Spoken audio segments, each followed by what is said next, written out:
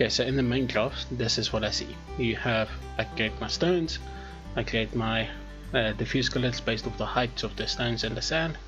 Here's my sand, my height based, and my roughness map, which all gets plugged into the end.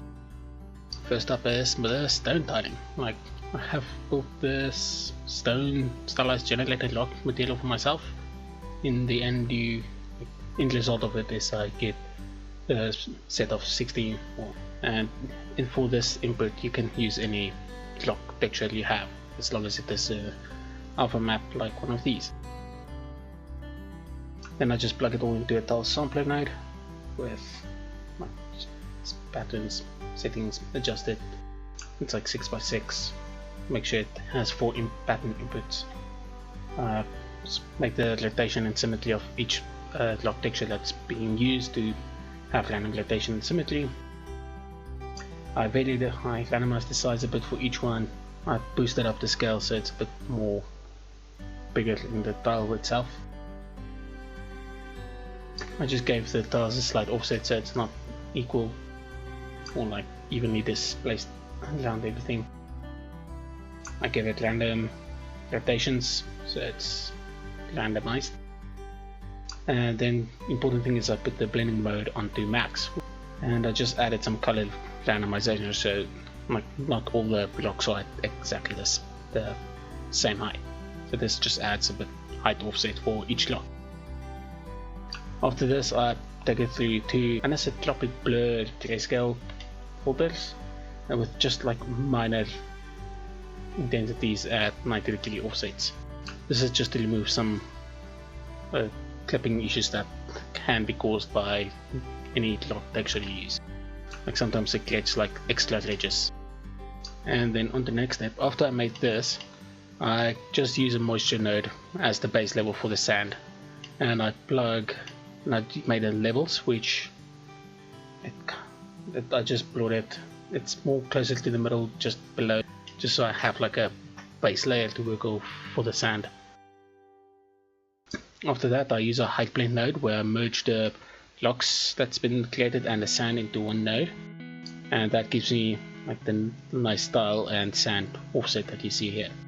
So if I just adjust this height, you can see the sand either going up or down on the blocks.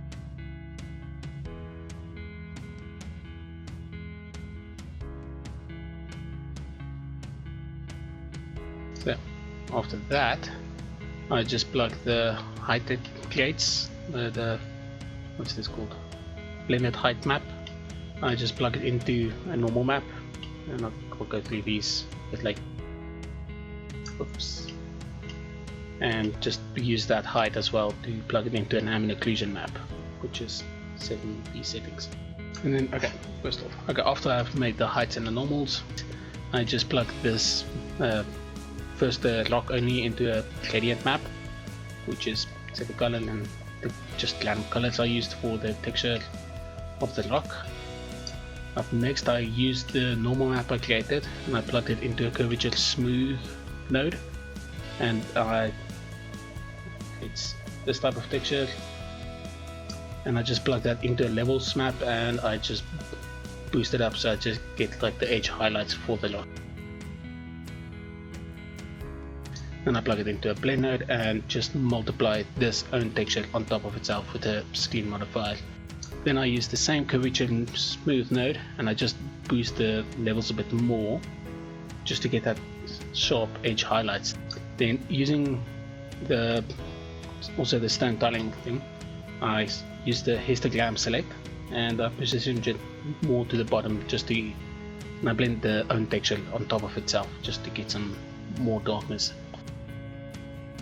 Then I used the sand moisture node and I plugged it into also a gradient map with just random degrees of textures, because this is a flat sand texture which generally gives me this result.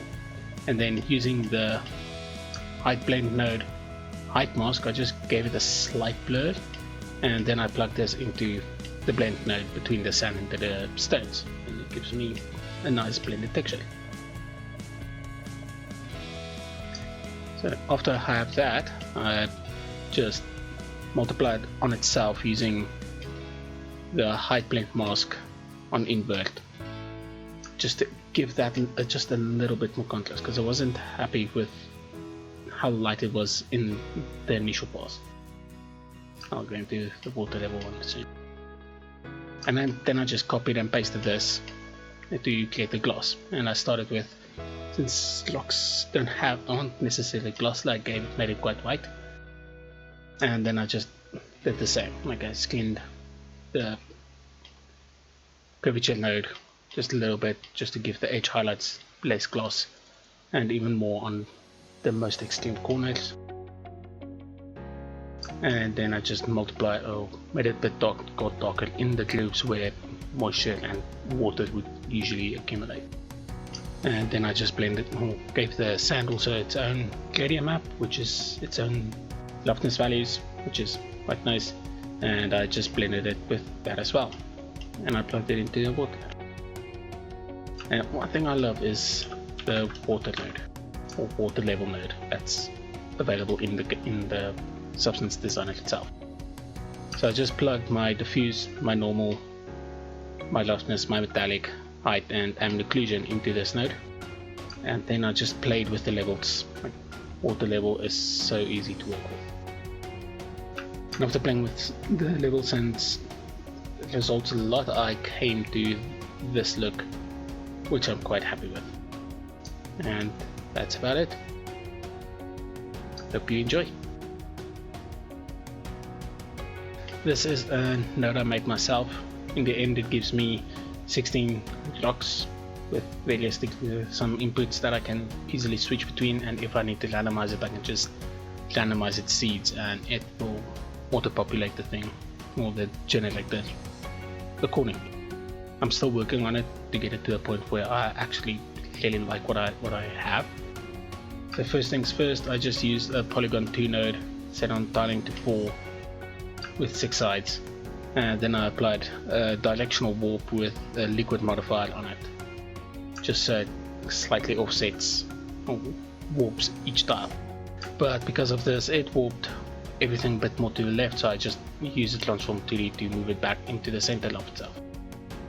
Then I have a warp with a Perler noise, which also just moves the rocks around a bit and gives it more, makes each one more unique. Then I plug it into a slope blur grayscale with a Perler noise with very low intensity. It just helps to add like all these little creases and bumps. And I put it also through an anisotropic blur grayscale version node, just to reduce any noise that can be accumulated from this. And then over here, this is where I add the rock separations. For example, like over here, you can see that it's a rock and it's made out of more rocks, or like it doesn't look natural. It gives it a bit more stylistic look. Like this is the bit I'm still working with. But over here I have a multi-directional warp grayscale, density 10, average 4, and I just use it on a cells 4 node just to help give me the variety of levels.